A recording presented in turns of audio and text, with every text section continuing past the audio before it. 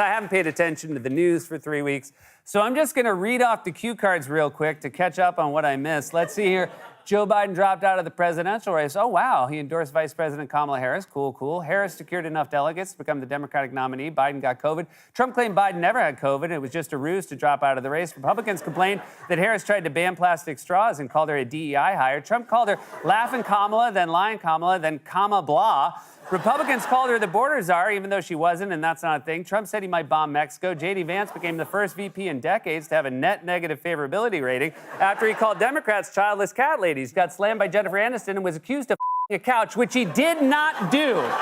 Apparently, it was just hand stuff. Vance said Democrats would call him racist for drinking Diet Mountain Dew. Vance wrote the foreword to a book by the Project 2025 guy while claiming he had nothing to do with Project 2025. Tim Walz called Republicans weird and said it's brat summer. Trump responded by calling Hannibal Lecter a lovely man. Ted Cruz said Kamala can't have his cheeseburgers. Trump told Christians they won't have to vote anymore if he wins. Wally, how many more cards are there? We're still in July.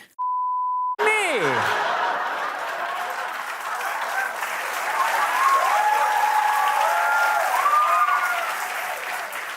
190,000 people joined a White Dudes for Kamala online event that raised over $4 million.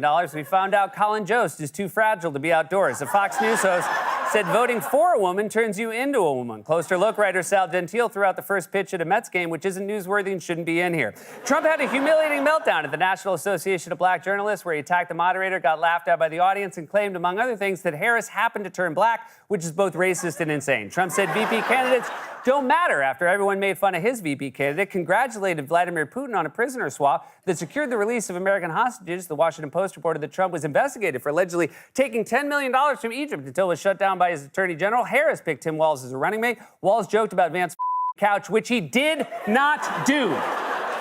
Everything was over cushion.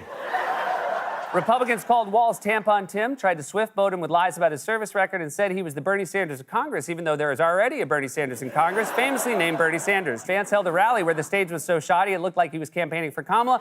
Trump held a deranged press conference where he invented a new theme park called Transgender World and claimed his crowd on January 6th was bigger than Martin Luther King's I Have a Dream speech. He told a story about being in a helicopter that almost crashed with former San Francisco Mayor Willie Brown. Then Brown said that never happened. Then it turned out Trump was confusing Brown with someone else.